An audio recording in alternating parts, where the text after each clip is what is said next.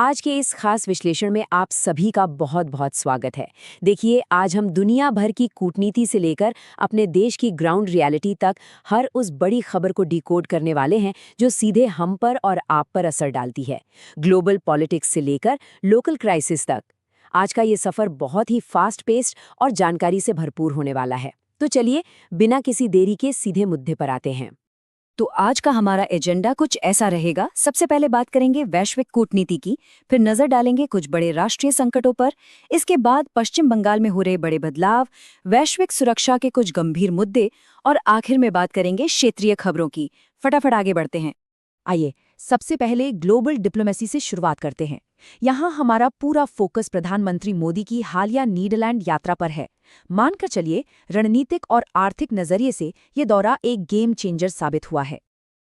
अब आप सोचेंगे कि इसमें इतना खास क्या है, तो सुनिए। भारत और नीदरलैंड के बीच पूरे 17 रणनीतिक समझौतों पर मुहर लगी है और ये कोई आम एग्रीमेंट नहीं है। ये ग्रीन एनर्जी, हाईटेक और हेल्थ केयर जैसे फ्यूचर रेडी सेक्टर्स को कवर करते हैं। सबसे बड़ी बात तो ये है कि दोनों देशों ने 2026 से 2030 तक के लिए एक पूरा रणनीतिक रोडमैप तैयार कर लिया है। मतलब अगले 4 सालों का पूरा विजन एकदम क्लियर है। अब इसी दौरे की एक सबसे बड़ी हाईलाइट देखिए जो सीधे सेमीकंडक्टर सेक्टर से जुड़ी है। एक तरफ हमारी टाटा इलेक्ट्रॉनिक्स है जो गुजरात के धोलेरा में एक बहुत बड़ी सेमीकंडक्टर फैक्ट्री लगा रही है, और दूसरी तरफ है नीदरलैंड की टेक जायंट ASML। अब ASML के साथ पार्टनरशिप कोई छोटी बात नहीं है, क्योंकि ये दुनिया की उन गिनी चुनी कंपनियों में से एक है जो चिप बनाने वाली बेहद कॉम्प्लेक्स मशीनें बनाती है। सच कहूं तो ये डील भारत को चिप मैन्युफैक्चरिंग हब बनाने की दिशा में एक बहुत बड़ा कदम है। लेकिन कूटनीति सिर्फ बिजनेस या टेक्नोलॉजी तक ही सीमित नहीं होती है ना। अब ये जो नंबर 24 है, ये हमारी सांस्कृतिक विरासत की घर वापसी का प्रतीक है। नीदरलैंड की लाइडन यूनिवर्सिटी ने भारत को 11वीं सदी के चोल राजवंश के 24 ऐतिहासिक ताम्रपत्र वापस सौंप दिए हैं। दोनों देशों के गहरे होते रिश्तों के बीच एक बहुत बड़ी और शानदार कल्चरल जीत है। खैर, अंतर्राष्ट्रीय मंच पर तो हमने अपना डंका बजा लिया, लेकिन अब लौटते हैं अपने देश की तरफ। आइए बात करते हैं कुछ ऐसे गंभीर राष्ट्रीय और कानूनी संकटों की जिन पर फिलहाल पूरे देश की नजरें टिकी हुई हैं।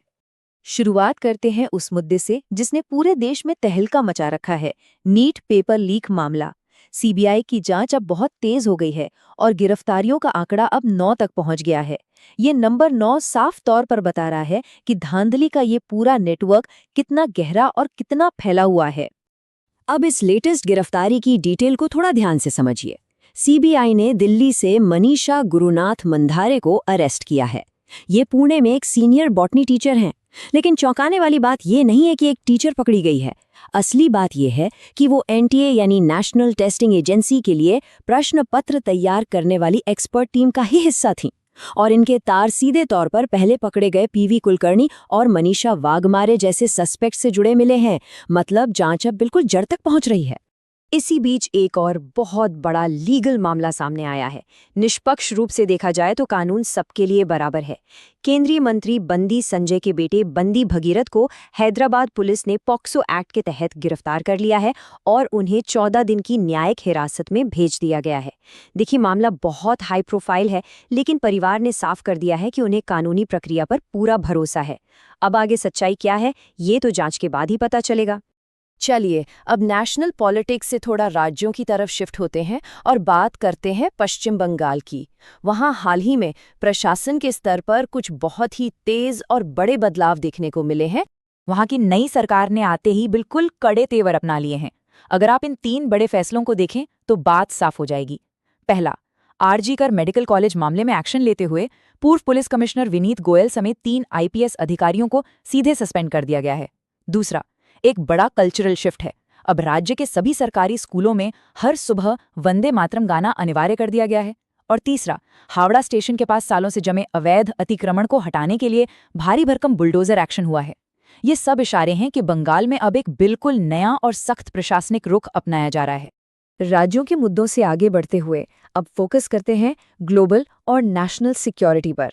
आइए देखते हैं कि शांति और सुरक्षा के मोर्चे पर फिलहाल क्या कुछ चल रहा है। देश के अंदर एक बहुत बड़ी साजिश को नाकाम किया गया है। UP ATS ने पाकिस्तानी एजेंसी ISI के एक खतरनाक हनी ट्रैप मॉड्यूल का पर्दाफाश किया है। इसका मास्टरमाइंड पाकिस्तान में बैठा आतंकी शहजाद भट्टी है। इसका प्लान सुनकर आप हैरान रह जाएंगे। ये लोग फिजा नाम से फेक सोशल मीडिया प्रोफाइल्स बनाते थे, कम उम्र के लड़कों को प्यार के जाल में फंसाते थे, उनका ब्रेन वॉश करते थे और फिर उन्हें आतंकी गतिविधियों के लिए तैयार करते थे। ये हम सब के लिए एक बहुत बड़ा अलर्ट है कि डिजिटल दुनिया में खतरे कितने असली हो सकते हैं। और अगर बात करें अंतर्राष्ट्रीय संघर्ष की, तो मिडिल ईस्ट में तनाव कम होने का नाम ही नहीं ले रहा। सीज फायर की इतनी चर्चाओं के बाद भी इजरायली सेना ने दक्षिणी लेबनान में हिजबुल्लाह के ठिकानों पर एक साथ 100 से ज्यादा भयानक एयर स्ट्राइक्स की हैं। ये आंकड़ा बता रहा है कि हालात कितने नाजुक हैं और युद्ध का दायरा कभी भी बेकाबू हो सकता है। अब इन जमीनी लड़ाइयों के बीच एक बड़ा ही फ्यूचरिस्टिक और डराने वाला सवाल खड़ा हो गया है। क्या आने वाले समय में अंतरिक्षी युद्ध का अगला मैदान बनने वाला है? ये सवाल इसलिए उठ रहा है क्योंकि अमेरिका ने अपनी एडवांस्ड स्पेस फोर्स को एक बड़े काम पर लगा दिया है। अब हाईटेक सैटेलाइट्स के जरिए ईरान के परमाणु ठिकानों पर अंतरिक्ष से 24 घंटे सातों दिन नजर रखी जा रही है। अगर वहां कोई पत्ता भी हिलता है तो अमेरिका को पता चल जाएगा। और दूसरी तरफ डोनाल्ड ट्रंप ने भी ईरान को सख्त चेतावनी दे दी है कि वो उसे किसी भी कीमत पर परमाणु ताकत नहीं बनने देंगे। ये टेक्नोलॉजी और जियोपॉलिटिक्स का एक ऐसा टकराव है जो सच में दुनिया का भविष्य तय कर सकता है। इन भारी भरकम कूटनीतिक और सुरक्षा मुद्दों के बाद चलिए फटाफट नजर डालते हैं देश के अलग अलग हिस्सों से आ रही कुछ अहम क्षेत्रीय खबरों पर। ये जो अमाउंट आप देख रहे हैं, 182 करोड़ रुपए, ये कोई छोटी मोटी रकम नहीं है। नारकोटिक्स कंट्रोल ब्यूरो ने इतनी भारी कीमत की कैप्टागॉन ड्रग पकड़ी है। इसे जिहादी ड्रग भी कहा जाता है क्योंकि वॉर जोन में इसका बहुत इस्तेमाल होता है। इस बड़े ऑपरेशन में एक सीरियाई नागरिक भी गिरफ्तार हुआ है।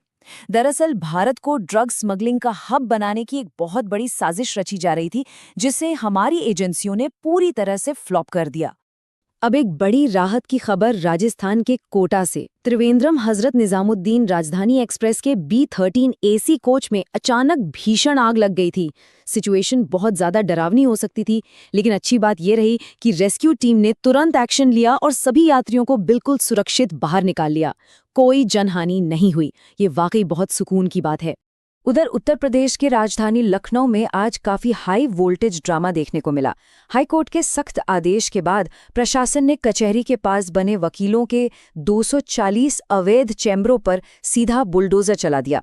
अब जाहिर है कार्रवाई कानूनी आदेश पर हुई थी, लेकिन वकीलों ने इसका बहुत कड़ा विरोध किया, जिसकी वजह से वहां का माहौल काफी तनावपूर्ण बना हुआ है। और आखिर में बात उस खबर की जो सीधे आपकी और हमारी जेब पर असर डालती है।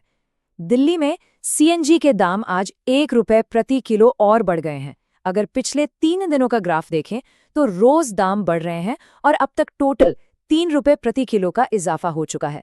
ये लगातार बढ़ती महंगाई यकीनन आम आदमी का बजट बिगाड़ रही है। तो आज हमने क्या क्या देखा? ग्लोबल डिप्लोमेसी की बड़ी जीतों से लेकर पेपर लीक के मास्टरमाइंड्स के पकड़े जाने और अंतरिक्ष से रखी जा रही जासूसी तक दुनिया बहुत तेजी से बदल रही है। ऐसे में जाते जाते एक बड़ा सवाल यही छूट जाता है, तेजी से बदलते ये जियोपॉलिटिकल समीकरण और देश के अंदर हो रहे ये कड़े प्रशासनिक फैसले हमारे आने वाले कल को कैसे शेप करेंगे? इस बारे में जरूर सोचिएगा। आज के इस विश्लेषण में हमारे साथ जुड़ने के लिए बहुत बहुत शुक्रिया। ज्ञान और सूचनाओं का ये सफर आगे भी जारी रहेगा।